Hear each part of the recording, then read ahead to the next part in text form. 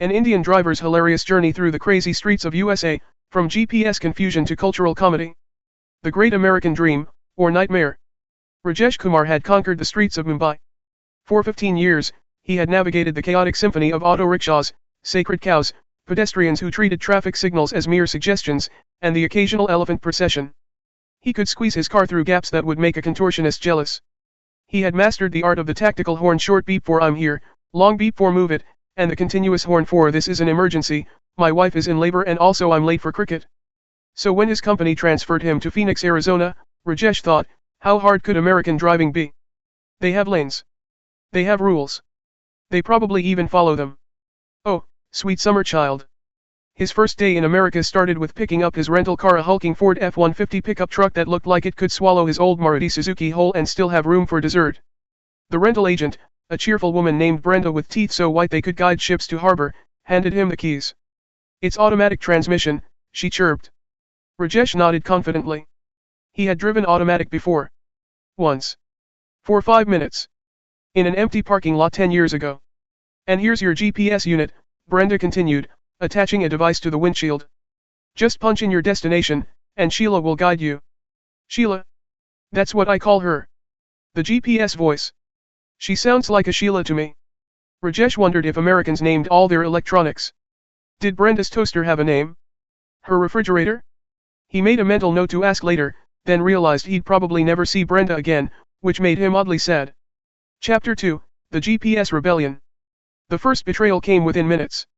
In 400 feet, turn right onto North Scottsdale Road, Sheila announced in her calm, authoritative voice. Rajesh glanced at the dashboard. The numbers made no sense. What was a feet? He knew meters. Kilometers. Even the ancient furlong. But feet? He quickly did the mental math. 400 feet was roughly 122 meters, which meant, wait, had he already passed it? Turn right, Sheila repeated, now with a hint of urgency that seemed judgmental. I'm trying. Rajesh snapped, earning strange looks from other drivers as he apparently yelled at his dashboard. He yanked the wheel right, cutting across 2 lanes. Horns blared, but these American horns were so polite, so restrained. In Mumbai, a horn was a declaration of existence, a primal scream of I am here and I have places to be. These American honks were more like gentle suggestions, pardon me, good sir, but you appear to be operating your vehicle in a manner that deviates from standard protocol. Recalculating, Sheila announced with what Rajesh swore was electronic disappointment. The second betrayal came at a 4-way stop. Rajesh had read about these mythical intersections in the driver's manual he'd studied on the flight. 4 roads, no traffic light, everyone takes turns. Simple, civilized, orderly. The American dream in traffic form. He pulled up to the stop sign at the same time as 3 other cars. Everyone stopped. Everyone waited. And waited. And waited. In Mumbai, this intersection would have already hosted a philosophical debate, a near collision, and possibly a spontaneous cricket match. Here, everyone just waited. They made eye contact. They did little hand gestures. They smiled apologetically. Rajesh had no idea whose turn it was. The American to his left waved him forward. Rajesh waved back, assuming it was a greeting. The American waved more insistently. Rajesh waved both hands now, thinking they were just being friendly. The driver behind him honked politely, of course, and Rajesh, in a panic, suddenly accelerated. Right into the path of the car that had actually had the right-of-way. Tires screeched. Rajesh stopped inches from collision. The other driver, a middle-aged woman with spectacular blonde hair, looked more surprised than angry. She pointed at him, then at the road ahead, then gave him a thumbs up that somehow communicated both it's okay and please never do that again.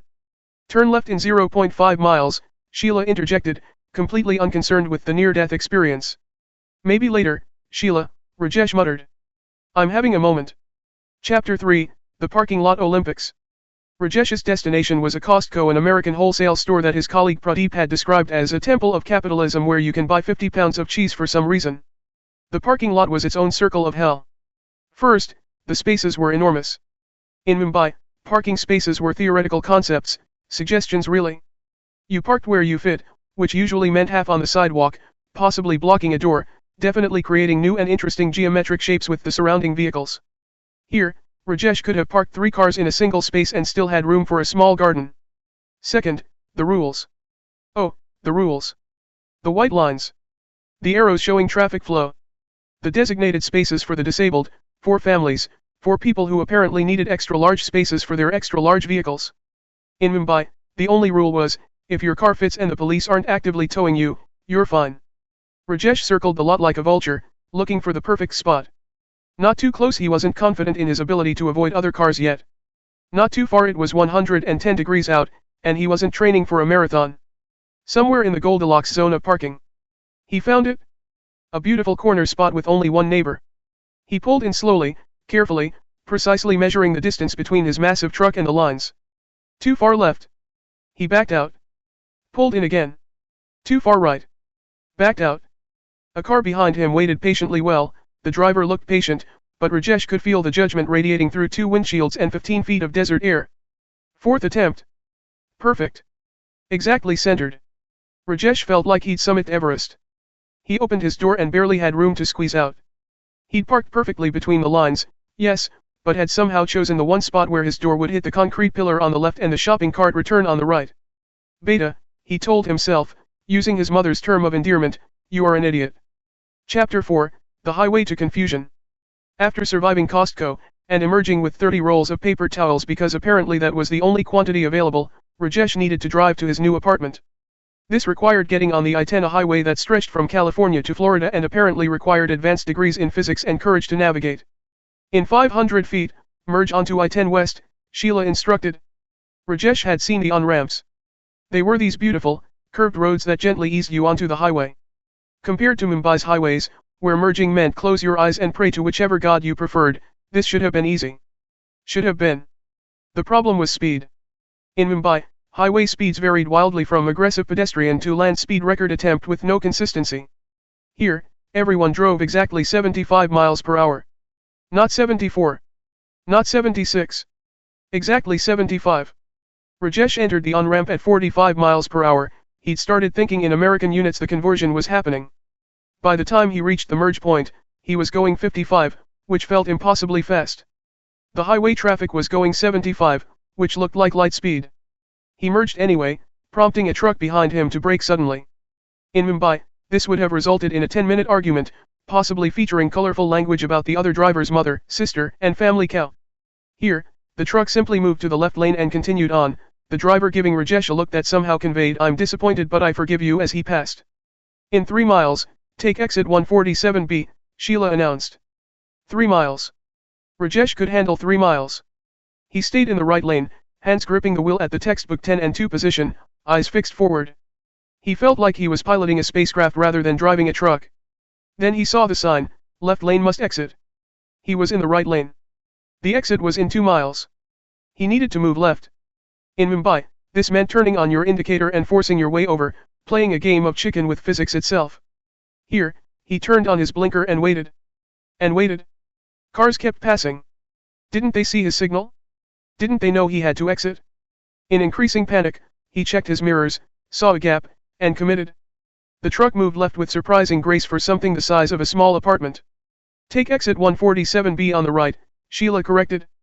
But you said left lane must exit. Take exit 147B on the right, Sheila repeated, with the patience of a saint explaining colors to a goldfish. Rajesh looked around frantically. Left lane, right exit. He was in the left lane. The exit was approaching on the right. He had approximately 45 seconds to cross 3 lanes of traffic. What followed could only be described as vehicular ballet choreographed by someone having a panic attack. Rajesh cut right, drawing honks, still polite, still judgmental. He cut right again, earning more honks, slightly less polite. He cut right a 3rd time, making it to the exit ramp with inches and milliseconds to spare. His heart was pounding. His hands were sweating. He'd aged 7 years.